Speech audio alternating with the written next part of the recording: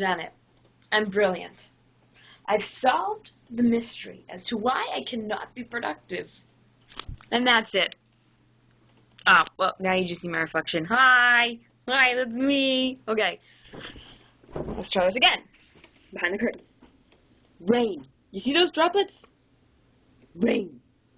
Not snow! No. Rain.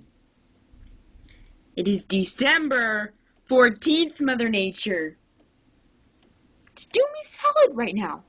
Just coat this nice little world in white, guster up some good old wind, and put icicles everywhere.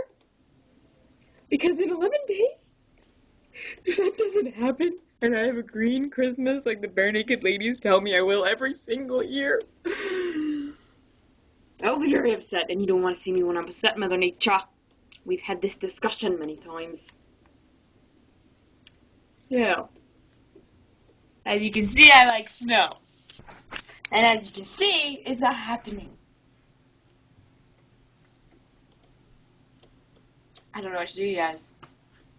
I cannot focus without snow. Because whenever I try to do my vision, I just think, oh my god, there's no snow outside, so how am I supposed to draw? I can't draw without snow, it's just not right.